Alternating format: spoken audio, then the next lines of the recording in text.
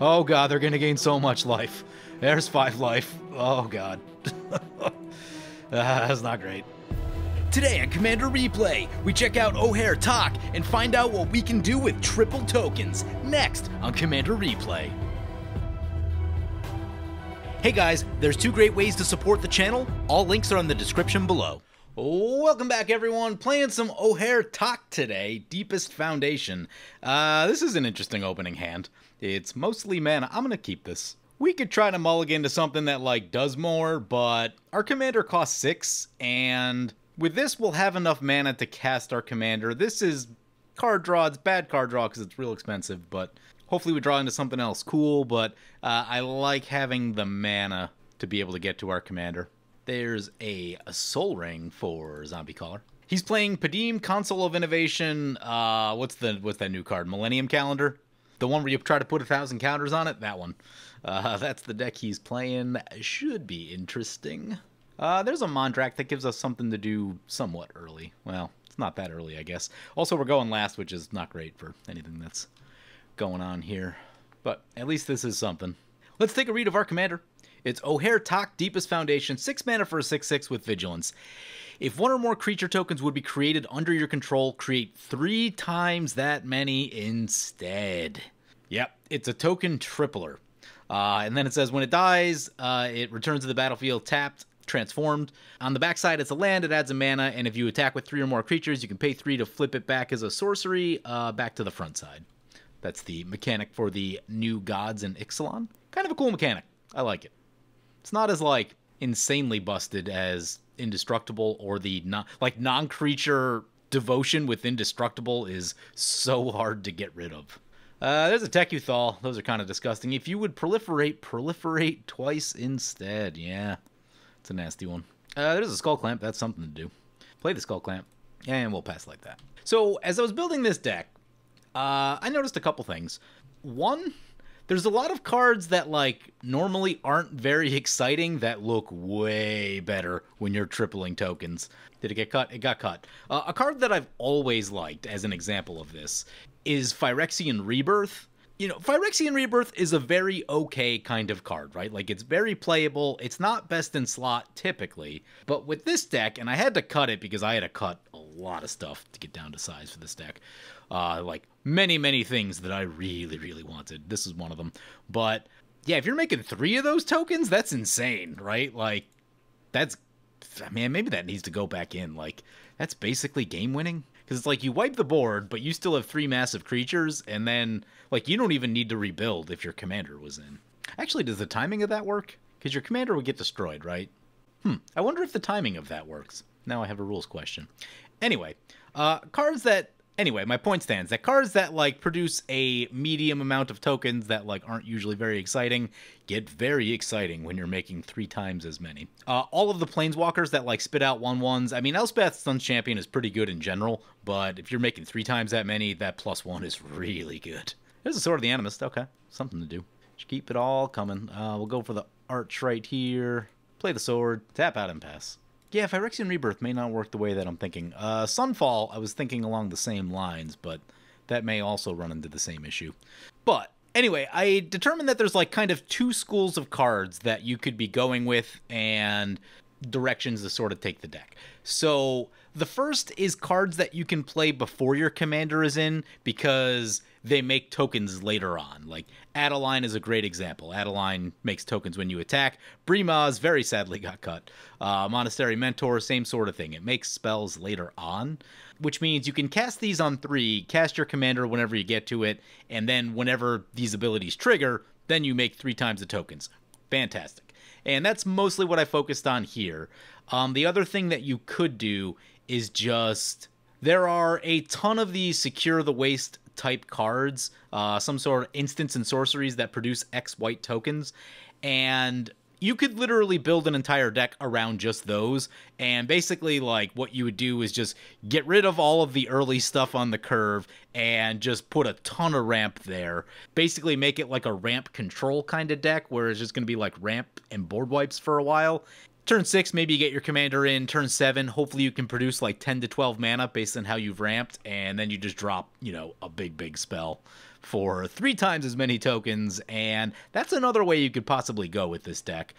So there's sort of the division of, do you want like creatures and permanents that are making you tokens, or do you want to go for the big X spell route where you just make like game-ending amounts of tokens? The problem is that they don't have haste. There are 3 instances, I think, of instant make tokens now, which is pretty good. Oh, hey, it's back to our turn. And things to do. There's an Ashnod's Altar. Let's play the Plains, play the Thran Dynamo, play the Ashnod's Altar. Well, as far as setup goes, we've got a lot of great setup happening.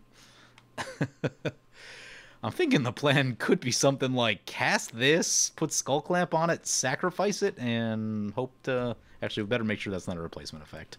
No, it dies. Okay, cool. There's a Goreclaw going over to Zombie Caller.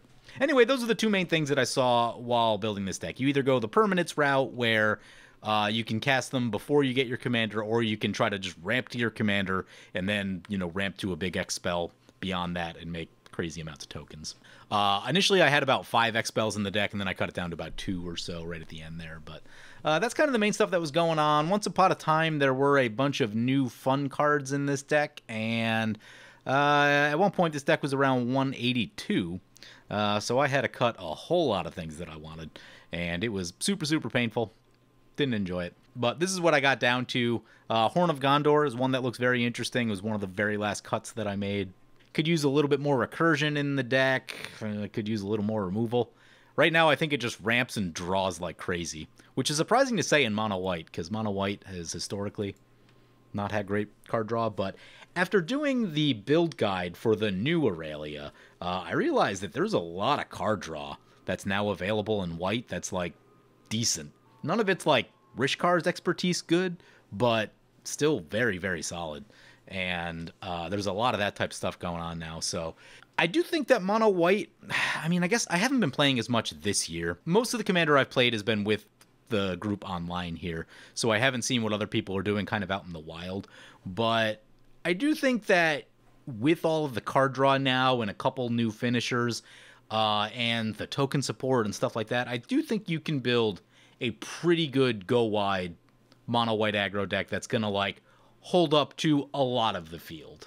Maybe not combo decks necessarily, because those are still kind of a headache, but you know, I feel like the big value decks that you tend to run into a lot of, I think you can compete with that stuff now. And it's not that you'll outvalue them, but you can value enough to stay in it and then, you know, try to get your finisher and do big stuff. But anyway, let's play this land. Let's get our commander like we talked about. Let's put the Skull Clamp on it. Well, we don't have that much mana. Yeah, we don't have that much mana left right now to really do a whole lot more. So I think I'm going to wait and try to get a sword attack with our commander before we like get the sword attack, then sacrifice it, as long as no one tries to blow it up. Anyway, let's take a look at what's going on around the field. We've got Illegal Xeno piloting Ghalta Stampede Tyrant. Ugh. 8 mana, 12/12 with Trample. When it enters the battlefield, empty your hand. Put any number of creature cards onto the battlefield. Disgusting. And someone take an extra turn or something? How's it turn 6? 1, 2, 3, 4, 5. Oh, I guess it is turn 6. They missed some land drops. That is great news for us. But there's a Goreclaw, and it is... No, it's not attacking us. Okay, we're in good shape. But yeah, they do have a Goreclaw, which is fantastic cost reduction. We've got this Uvenwald Overseer. I don't even remember this one. 6 mana, 6/6, currently granted trample. Whenever a creature you control dies with toughness 4 or greater, draw a card. Okay, it's not awful. And Fangren Marauder. Whenever an artifact is put into a graveyard from the battlefield, gain 5 life. Oh my god, that's so good against treasures. Little pricey as a 6-drop, but yeah, I mean, that's something against treasures. You know, that's interesting. So, like, let's suppose someone's doing the big dockside play where they, like, cast it and blink it or something like that, and they make about 30 treasures. Like, and obviously it'll depend on, like, what they're playing and if it's an infinite loop or not. But, you know, if they sacrifice a bunch of those treasures and you have this in play, can they still kill you, right? Like, if you just gained 50 life, can they still kill you with all of that mana?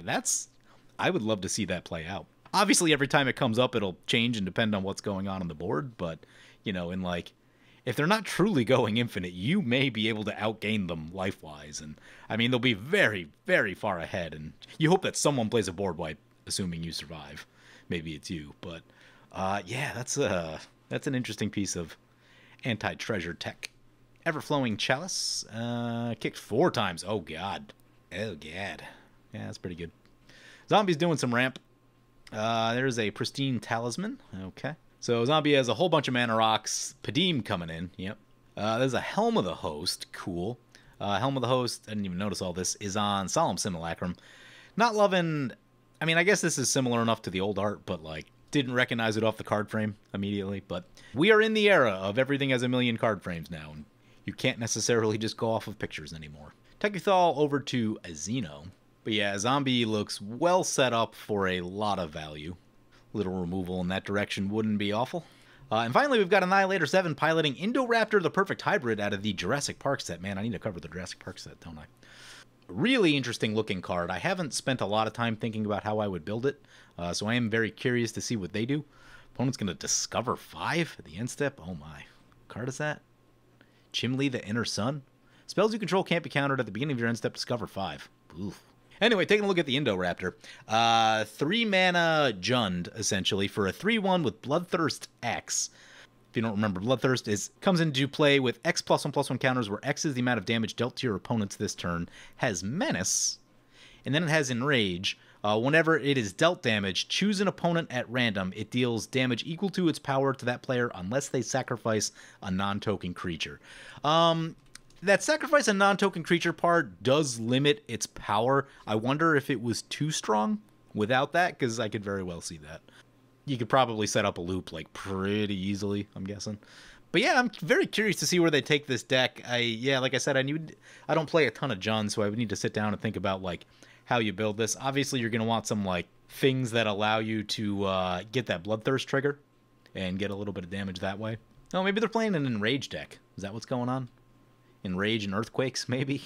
Could be a thing. And they do have themselves a Virtue of Strength. If you would tap a basic land for mana, it produces 3 times as much mana. That's disgusting. And then Bloodletter of Alcatraz. If an opponent would lose life during your turn, they lose twice that much. Fun. Oh, God. Yeah, a board wipe would not be the worst thing. Board's already pretty scary here. Feel a lot better if we draw that Settle the Wreckage.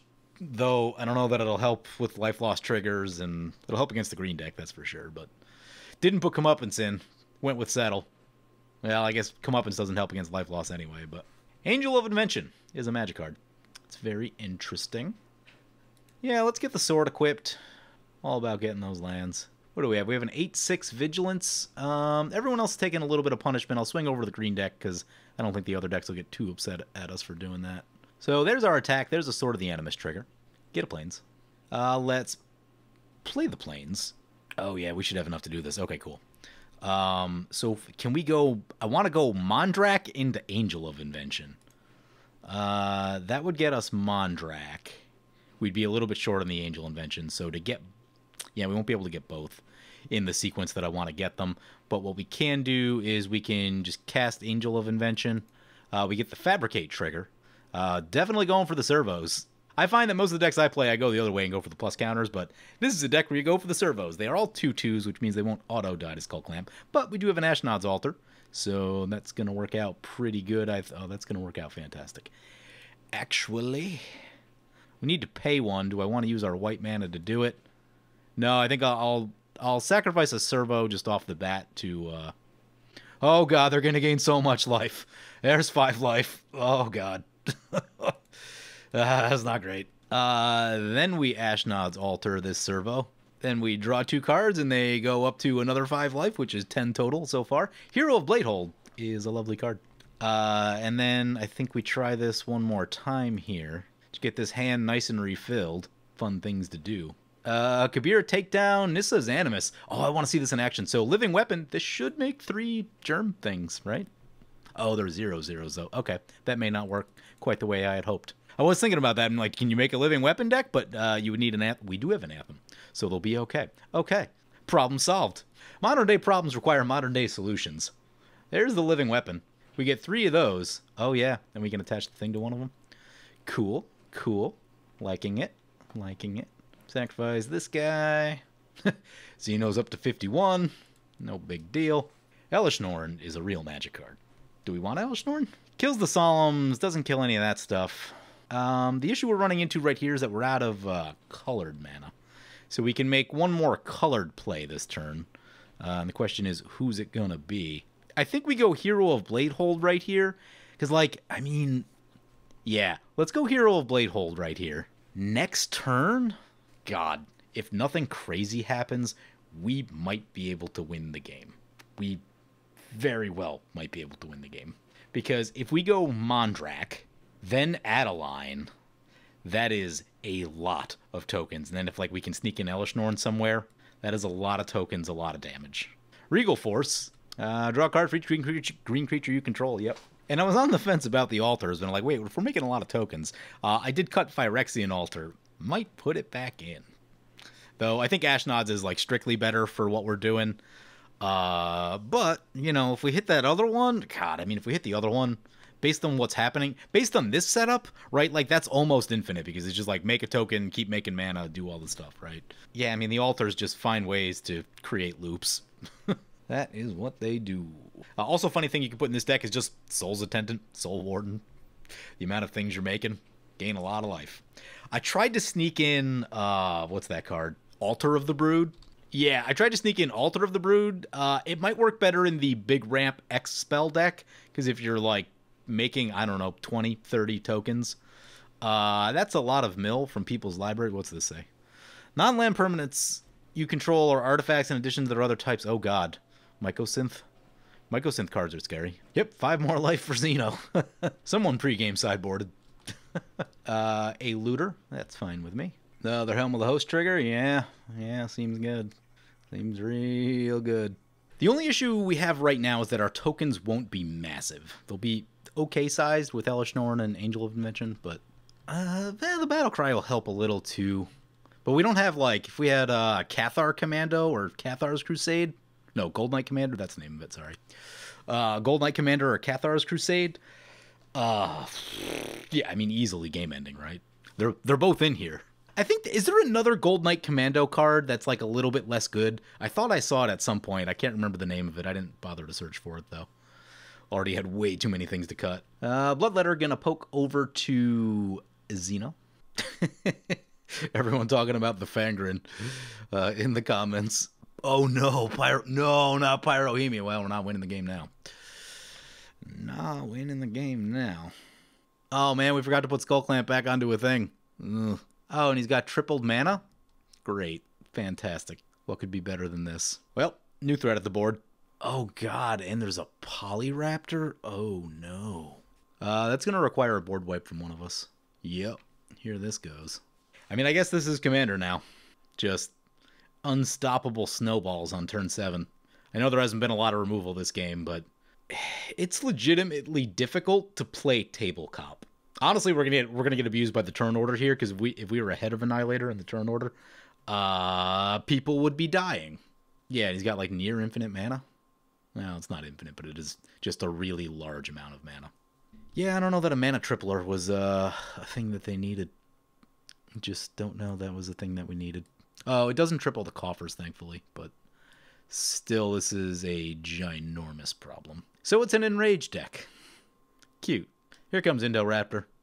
Still a bunch of red mana. Oh, yeah, now we all just die. Is there anything we could have done differently? No, the problem is we don't have any, we really need enchantment removal in our hand, and we don't have any. I guess the thing's chosen at random, so we're not, like, technically dead, but we probably need our opponents to, cast board wipes. I think we've got about 3 in the deck. Xeno! I mean, Xeno's up to 89. And they can take some shots. Like, if they could soak up a lot of the damage, honestly. Yep, here comes the Pyrohemia triggers. Man, I was excited to see the turn that we were going to have if we untapped. Ugh. There is a they're going to break the game, honestly. Crap, it's hitting us. Well, we're going to sacrifice our commander. I mean, it's going to die anyway, so might as well go in command zone. No. Might as well soak up this damage and then hope that Xeno eats the rest of it. I do now see why they put that sacrifice a creature clause in there, because, yeah, with a Pyrohemia, it's really strong. So if you want to make Pestilence.deck, this is the deck to do it.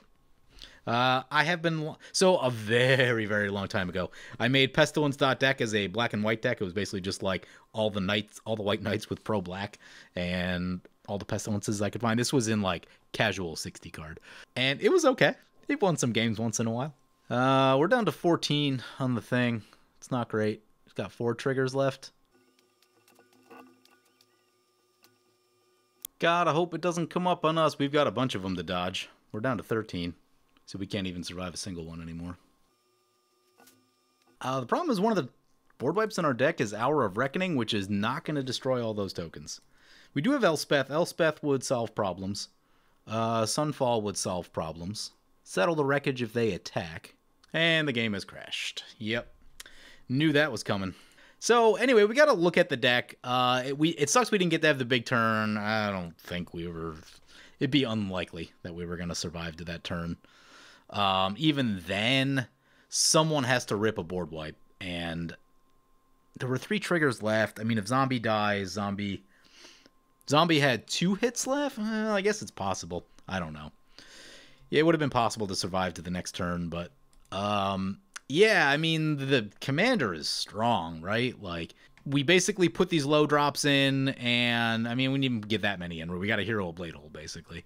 And, you know, that with a Mondrak would have been a ton of stuff, and would have been a cool turn. But anyway, hope you guys enjoyed the video. As always, feel free to comment, like, or subscribe. Thank you for watching.